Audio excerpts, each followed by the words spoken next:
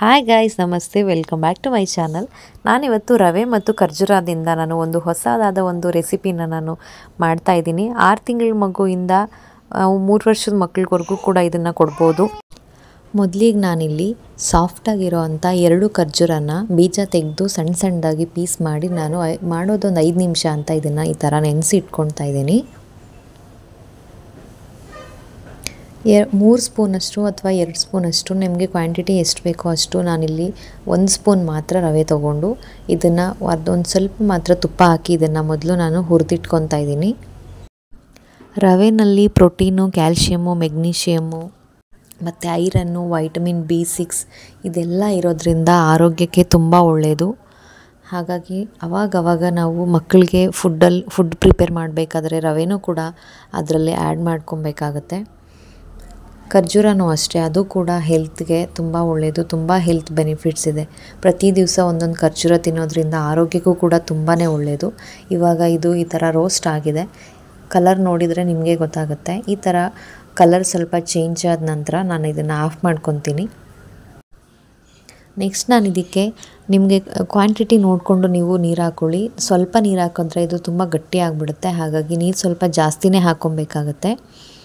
ನೋಡಿ, ಇವಾಗ ಸ್ವಲ್ಪ ಹಾಕಿದ್ರಿಂದ ಗಟ್ಟಿ ಆಗ್ತಾಯಿದೆ. ಸೊ ನಾನು ಇದಕ್ಕೆ ಇನ್ನೊಂದು ಸ್ವಲ್ಪ ಹಾಲನ್ನು ಹಾಕ್ಕೊತಾ ಇದ್ದೀನಿ. ಇದಕ್ಕೆ ಕೌ ಮಿಲ್ಕ್ ಮಾತ್ರ ಹಾಕ್ಕೊಳ್ಳಿ. ಬ್ರೆಸ್ಟ್ ಮಿಲ್ಕ್ ಆಗಲಿ ಅಥವಾ ಫಾರ್ಮುಲಾ ಮಿಲ್ಕ್ ಆಗಲಿ ಆ್ಯಡ್ ಮಾಡ್ಕೊಬಾರ್ದು. ಕೌ ಮಿಲ್ಕ್ ಮಾತ್ರ ಹಾಕ್ಕೊಳ್ಳಿ. ಕೌ ಮಿಲ್ಕ್ ಬೇಡ ಅಂದರೆ ಬರೀ ನೀರು ಮಾತ್ರ ಬೇಕಿದ್ದರೂ ಹಾಕ್ಕೊಂಡು ನಾವು ಇದನ್ನು ಪ್ರಿಪೇರ್ ಮಾಡ್ಕೊಬೋದು.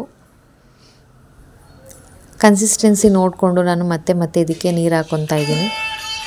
ನೆಕ್ಸ್ಟ್ ನಾನು ಇದಕ್ಕೆ ನೆನೆಸಿಟ್ಕೊಂಡಿರೋ ಅಂಥ ಖರ್ಜೂರನ ಹಾಕ್ಕೊತಾ ಇದ್ದೀನಿ. ಖರ್ಜೂರನ ಸ್ವಲ್ಪ ಚೆನ್ನಾಗಿ ಬೆಂದಾಗ ಇದು ಒಂದಕ್ಕೊಂದು ಚೆನ್ನಾಗಿ ಹೊಂದ್ಕೊಂಡ್ಬಿಡುತ್ತೆ.